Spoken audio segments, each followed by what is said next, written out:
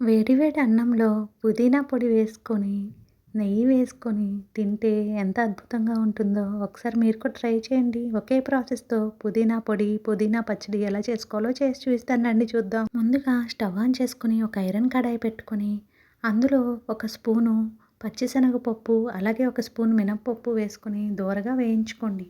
తర్వాత ఒక స్పూను ఆవాలు కూడా వేసుకొని ఈ విధంగా గోల్డెన్ కలర్ వచ్చేంత వరకు చక్కగా మనము ఈ ప్రాసెస్ అంతా చుక్క నూనె వాడకుండా చేస్తాం కాబట్టి చాలా బాగుంటుంది.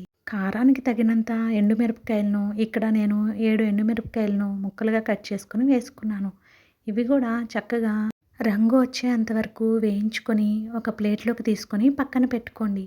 ఇప్పుడు పుదీనా ఆకులను ముందుగానే మనం శుభ్రంగా కడుక్కొని ఒక క్లాత్ మీద తడి ఏమీ లేకుండా చక్కగా ఆరబెట్టుకోవాలి. ఈ విధంగా పొడి పొడిలాడుతూ ఉండాలి పుదీనా ఆకు. ఎక్కడైనా అక్కడక్కడ తడి ఉన్నా కూడా ఇలా వేయించడం వలన పుదీనా ఆకుల్లోని తడంతా పోయి చక్కగా పొడి నిలవుంటుంది. పుదీనా ఆకులను ఇలా చక్కగా ఈ విధంగా కలర్ మారేంత వరకు వేయించుకొని ఒక గిన్నెలోకి తీసుకొని పక్కన పెట్టుకోవాలి. మీరు కనుక మన ఛానల్ని ఫస్ట్ టైం చూస్తూ ఉంటే కనుక రకరకాల రుచులు ఛానల్ని సబ్స్క్రైబ్ చేసుకోండి.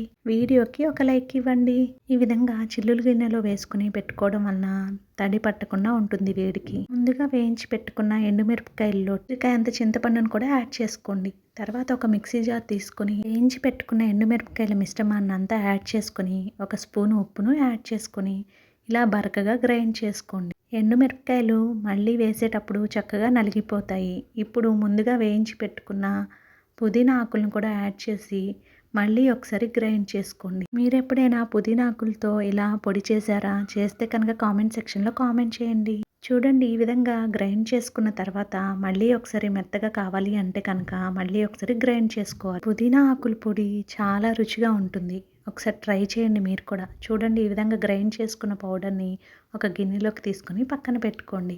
ఎంతైతే కావాలో అంత తీసుకొని పక్కన పెట్టుకోండి. ఇప్పుడు పుదీనా చట్నీ ఎలా చేయాలో చూద్దాం రండి. మిగిలిన పౌడర్లో ఒక స్పూన్ బెల్లం వేసుకొని కొంచెం వాటర్ వేసుకొని గ్రైండ్ చేస్తే పుదీనా చట్నీ రెడీ అయిపోతుంది. ఇంతేనండి, చాలా సింపుల్. ఒకే ప్రాసెస్లో 2 ఐటమ్స్ చేసేసుకోవచ్చు.